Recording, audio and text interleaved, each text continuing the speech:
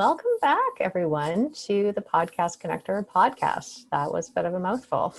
I hope you're having a great day. I'm very excited to introduce you to the one and only Kimberly Maska. She is our preferred vendor for helping people really scale their spiritual businesses. We have a lot of people in the personal development space, a lot of people that are lighthouses, I'll say, in this world. And if you're connected to us, then you're probably a significant thought leader in this space. And so it made sense for us to bring someone on who can support you with this kind of thing if you're ready to create leverage and you're ready to scale. The reason why we have asked Kimberly to be our preferred vendor for this is because she is a Wall Street mover and shaker turned spiritual business coach. She's a two-time international best-selling author and founder of the popular Spiritual Biz Coaching Certification Program.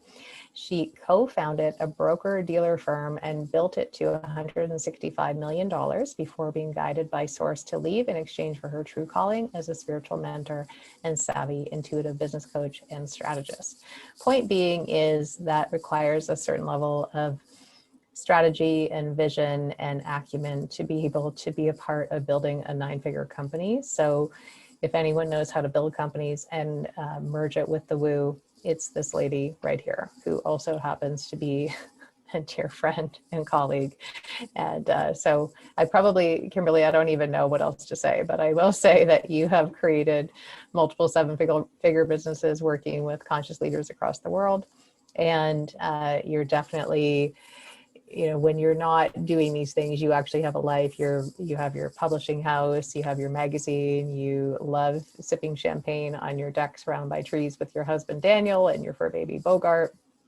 But if you want to learn more about Kimberly, you can go to spiritualbizsuccess.com and claim your complimentary training, which is 6 secrets to quantum leap your spiritual business. So welcome to the show. Thank you for having me. Anytime you and I get to sit and have a conversation about spirituality and business, I just light up. So this is the best thing. We could talk. And for those of you that are listening, this when you're interviewing people that you already know, it's comfortable, but it's also, I don't want to say awkward. That's not the right word, but I forget that I kind of have to fill in the blanks. We don't get to communicate telepathically, first of all. We're going to actually have to use our words today. And then the second thing is that we have connected so many times that, we're probably going to we're speaking from a place of comfort. So then it feels weird to be an interview styled when we're used to chatting over high tea, essentially, right? So anyways.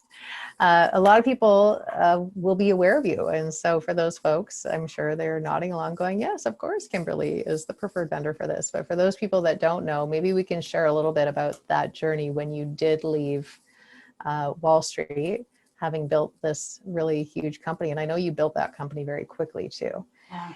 So you got, all of a sudden, out of nowhere, you get a nudge. Oh, it's time to move on. And your brain's probably saying, what do you mean? I'm just getting started. And your guidance is saying, no, it's time to move on. So what happened from the time you left that company to the time you created the Spiritual Biz certification? Yeah, I wish I could say it was like I got the ping to leave and then I found my purpose and that was it. But as we know, as we do our awakening process, it's never as easy and as simple as we could make it more easy and simple, but we always make it more difficult for ourselves, which I think is what I did. I will say this, when I was getting the ping to leave Wall Street, I was actually on the beach in Croatia. I've been to 43 countries, and my escape, because I was so miserable in my 3D life, was to travel. And so I remember being on the beach and just coming to the decision, I'm like, I just can't do this anymore. I didn't know what I was going to do, but I knew I couldn't continue to live that life in that crazy Wall Street world. And it was every cell in my body was like, leave. But I sat in fear for a bit. And I eventually, though, made the transition out. And again, I wish I could say it was super easy. And I'm like, here it is. But as I went through more of my awakening process, I started meeting these incredible spiritual people and spiritual coaches and entrepreneurs. And I kept going, how many of you guys aren't out there with like a business? And because a business, I now realize in hindsight, is actually an intuitive gift for me to see someone's business kind of like lay out and what it's supposed to look like. And I can see it. I don't know how else to describe it, but I can see it. And I realize now that that's actually what got me to Wall Street, was the fact that I can see a business. That was such a unique thing, and I could lay something out all the way through, and people be like, how do you do that? I'm like, I don't know. But that is the intuitive gift, or one of them that I have. And so so when I started talking to spiritual coaches and stuff, and I'm like, why do you not have a business? They're like, well, that's too hard, or that's not, it didn't feel right, or it just felt uncomfortable and very 3D. And I was like, I don't think it has to be that way. And that's how I stumbled into it.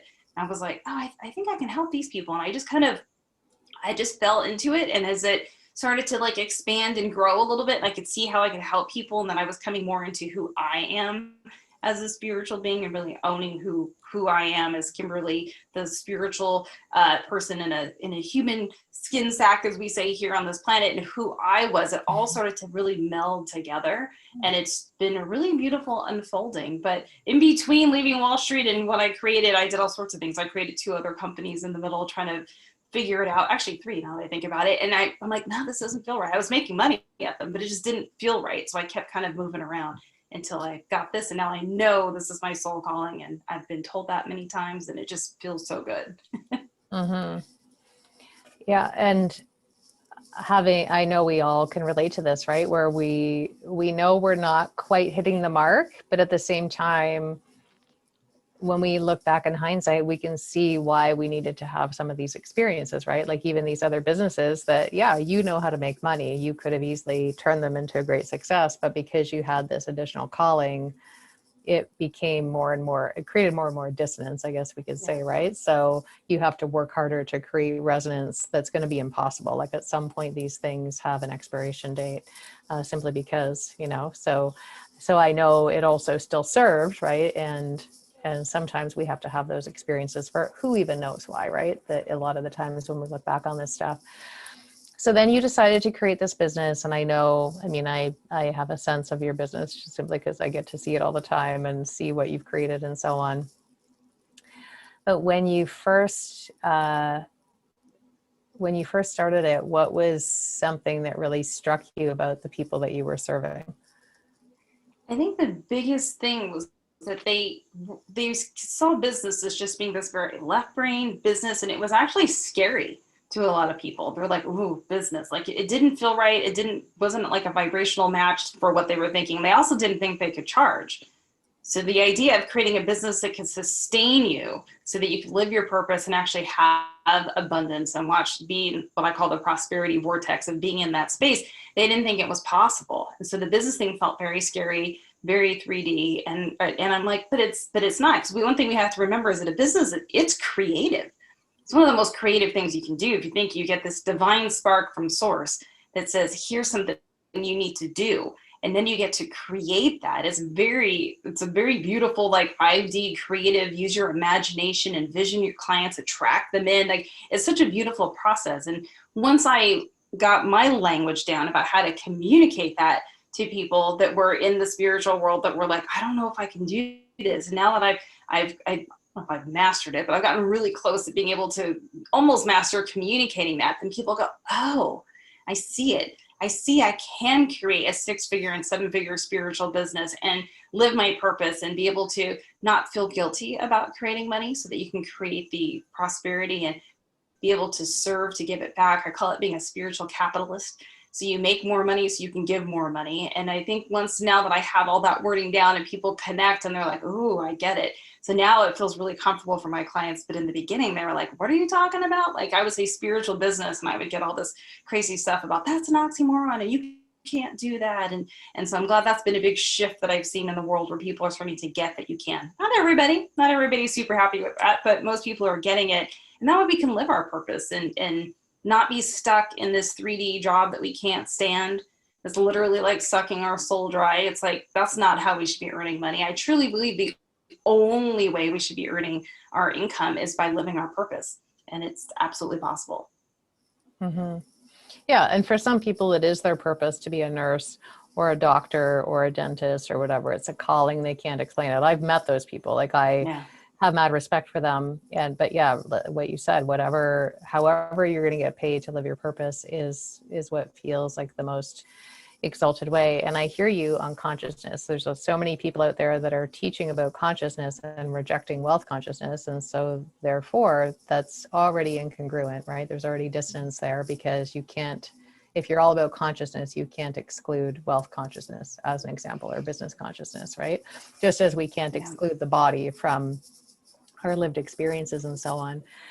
So, and I think too, it's worthwhile sharing, like when we talk about 6 and 7 figure businesses as an example, it's that term gets overused in my opinion, because some people think that's the destination. They're not getting that is the portal, right? That is the version of us that has to unpack all of the programming and the self-worth issues and the deserving issues and the, narcissistic mom that's imprinted on our business, or our addictive dad, or whatever, like all of these things that get layered on stuff, all these invisible things.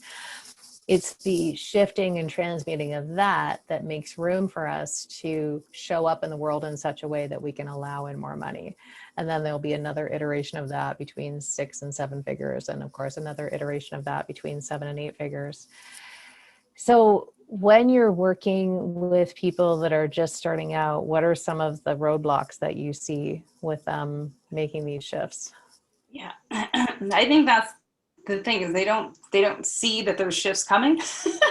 They're like, I just want to create a business. Just show me how to create the business. Show me, do I run a Facebook ad, or do I go on YouTube? Or like, they just want to know. And I'm like, that's not how this works. This journey, it's funny, my team has created this beautiful graph or diagram. We've taken the hero's journey, and in Joseph Campbell's hero's journey, we've basically turned it into the spiritual biz journey. And we talk about that transition from, like, you get the idea and you're in the regular world and you want to, create this business, and you find your wizard, which is me.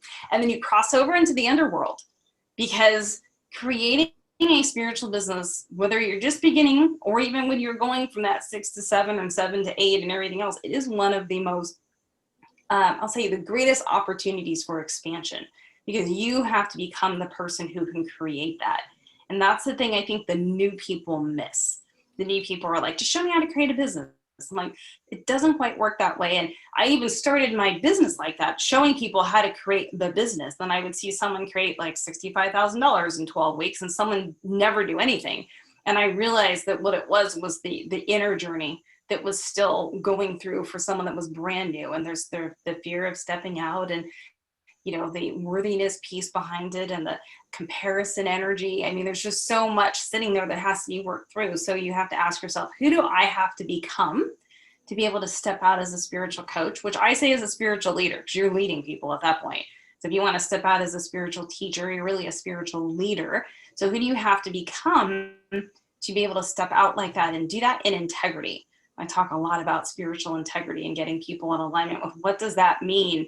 Because I think there's a lot of people who have great intentions for their spiritual coaching business, but they're not living in integrity and what that means to really be able to lead people. And, we're always growing. We're not perfect. So it's not like someone has to be like, I have to be fully healed.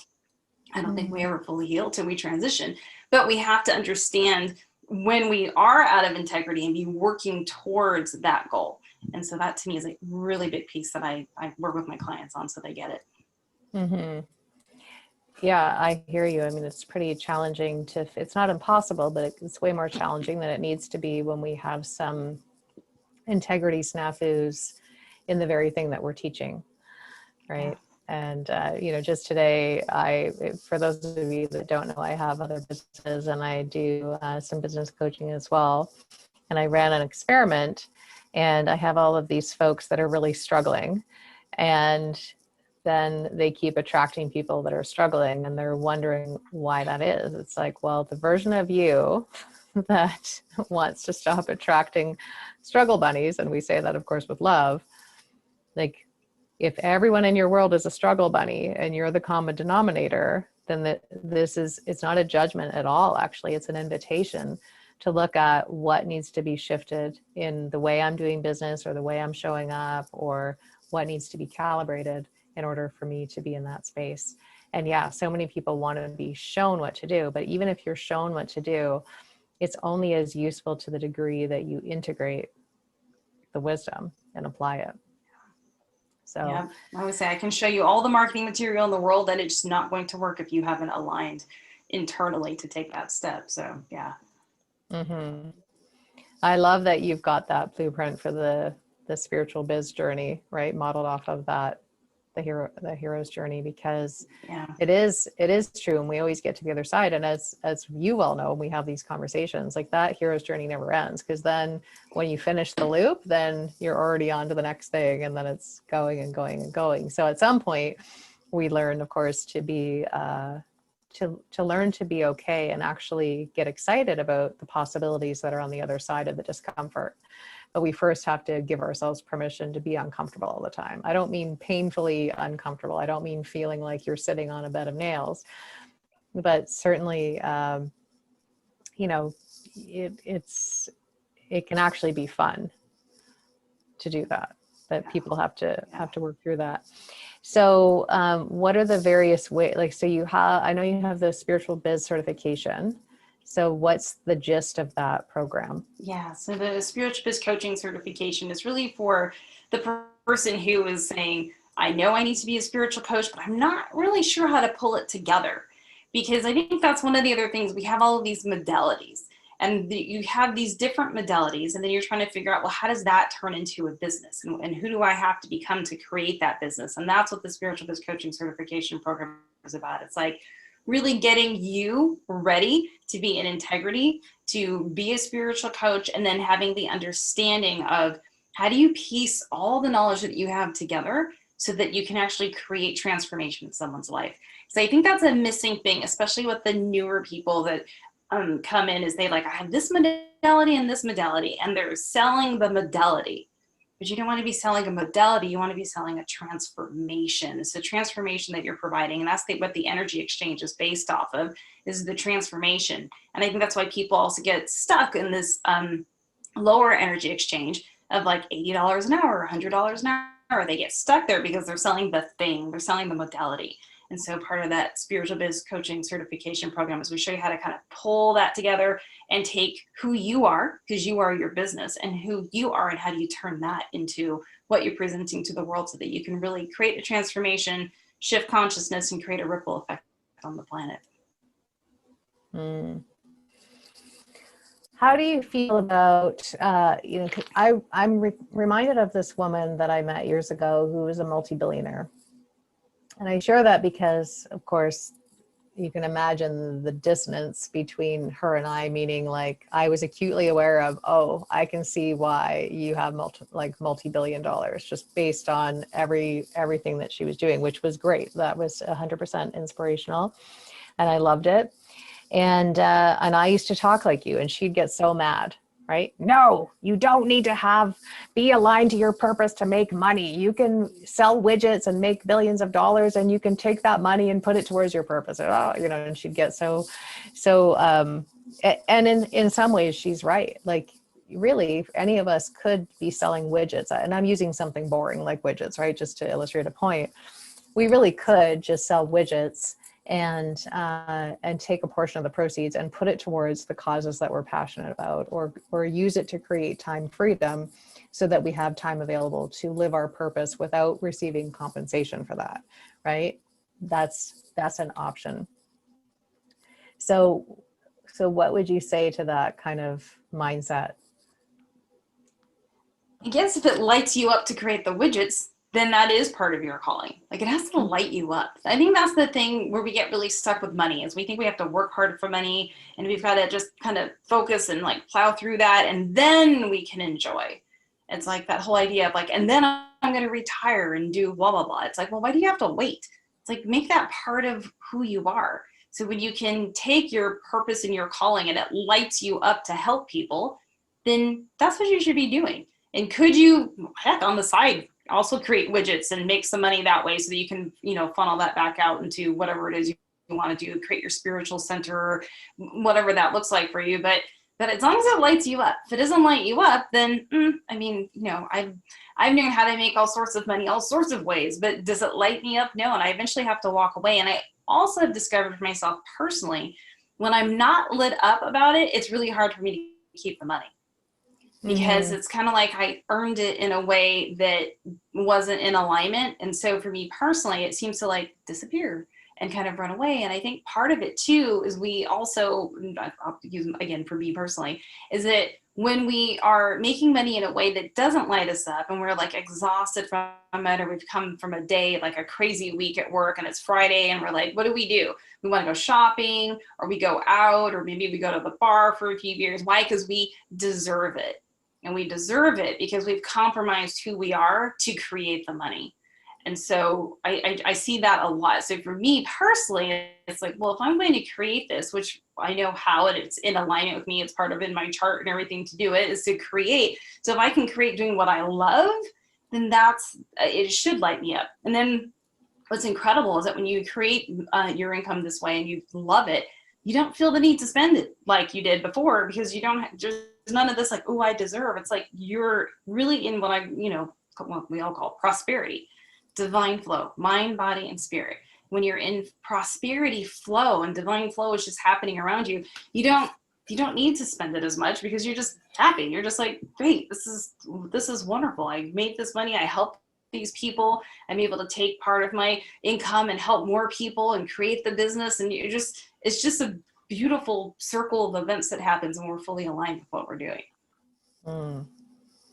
Yeah, I love that. And I'm laughing too as you're talking, because there are people that'll be like, no, you can't get compensated to work on behalf of the universe. That's wrong, right? So of course, there's a gazillion perspectives on this, and everyone's allowed to, of course, hold the perspectives that they have. But if you're wanting to be in a space where you're being held in the field of possibilities and held in your purpose, and aligning that and creating a business around that and actually getting paid to essentially be you, right? And work through the stuff that allows you to give yourself permission to receive, for sharing your wisdom and your gifts and so on, then Kimberly is definitely your person. So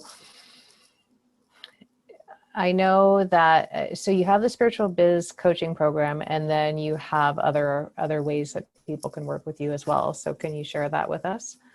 Sure. So I have a few like smaller core programs. Like if you're trying to get to know me, if you're like, well, I'm not really sure, these would be the great places for you to start. I do challenges quite frequently. And then there's ways to work with me around money. So I have a program called the Prosperity Vortex, where we get you into alignment with prosperity, because it's actually a brilliant way to start. Because if you start there, then you've already worked through those many issues before you actually start to create the business. Because what happens a lot of times, someone will hop into creating the business, but then all their money beliefs pop up and they just repel the money with their business. And so that's a beautiful way to start. And then we also have a spiritual coaching 101 that's like, if you're still trying to figure out is spiritual coaching what you want to do, then that would be the perfect place to start. But if you follow me long enough, you'll see why I do challenges quite frequently on various things. And we also have for our entrepreneurs who are at that ready, maybe they're probably stuck at that 5-6K kind of number, and they want to hit that 6 figures and double, double what they're doing, or even do multiple 6 figures and heading towards 7. Then we have that too, which is the 6-figure spiritual entrepreneur boot camp. So that way, if you're like ready, the business, you've been doing this, and you're like, I just need the guidance to go to that full next level so that you can really begin to serve, then that's probably the best space for them too. Mm-hmm. I will say too, but the Prosperity Vortex, like I know that you mentioned it's great for people to get lined up as they're building a business or as they're leveraging it, but I will say it's really for everyone, right? Like, yeah, having committed so much of my adult life to focusing on understanding the energy of money, I will say that it shouldn't be lost on people the immense value of being able to be learning from someone that co-created a 9-figure company, right? On Wall Street, no less. Like, you already understand the 3D of money, you already understand the investments and so on, but you also bring in all of the energetic pieces as well, and the mindset pieces and so on. So to me, I don't know that it really matters what level people are at, right? That's just something that can only add value to someone's life. Yeah, definitely. I mean, who doesn't want to create more abundance in their life so that they can serve more? So yeah, that's a great point. It really is for anyone. I'll see clients come in that are already at that, like, 10K mark. So they're already like, "Oh, I've crossed the six figures," but then those little shifts take them to the next level. And even my clients that, it's actually quite interesting. I have my clients that are in that seven-figure mark, and I occasionally will work with people who aren't necessarily spiritual coaches per se, which is the core of a lot of what I do, but that are entrepreneurs and they're amazing companies, but they're trying to bring in the spiritual piece to it. And that money piece transforms their lives. And so they're able to run these multiple seven-figure businesses in a whole new way because they've shifted their own mindset. Even though you would think like they've already got the multiple seven-figure business, like what else do they need? But there's these little shifts that help them go, oh my goodness, and it opens everything up for them. So yeah, getting into alignment with the prosperity piece is big. Yeah, absolutely. So aside from going to your website, spiritualcoachingbiz.com, where else can people stay in touch with you? Sure. So they probably the best thing would be to go to KimberlyMaska.com. And so that you're going to find me and my information there. You can also find me on Facebook. That's my main platform. And then the spiritualbizsuccess.com is for a training. So you can go through that training, which is the 6 secrets to quantum leap your spiritual biz. But if you just come to my website at KimberlyMaska.com, you can find different ways to connect with us and a little bit more about me. That's probably the best spot to start. Awesome. Thank you. There's so much more we could talk about, and we'll have to have you back on and sharing more stuff. But for now, I wanted to introduce you as our exclusive preferred vendor for this particular category, which means that, by the way, I think I've mentioned this before, we don't get anything for this. We just simply want to, we know you're already going to be asking the question about who can I go to for A, B, and C. So we want to curate that list of very top-notch experts that can support you with whatever it is you may be looking for. As Kimberly mentioned, even if you have an established business, she gets outreach, you get outreach all the time from very established CEOs. And that happens to me too, where people just circumvent all the stuff and they just come reach out and help me with this. Which is fun. Regardless of where you're at in business, Kimberly, like what's the value of having a 9-figure CEO be a contribution to your company, right? And that should be a no-brainer to really anyone. So I highly recommend that you connect with Kimberly, understand that you're going to be getting the woo piece as well, which for most people is appealing. And there may be some of you listening to this that think I don't want any of that. And of course, Kimberly has the capacity to just do 3-dimensional business, but in honor of herself and her calling, it's probably going to be hard for you to not use words like energy and wizard like you used before and various things, right? So Yes. anyways, I'm so grateful that you got to be here with us today. I hope this was of service to all of you. We'd love to hear what your takeaways are, what your insights are. And we will see you again next time. So thank you for being here. We'll talk to you soon. Bye for now.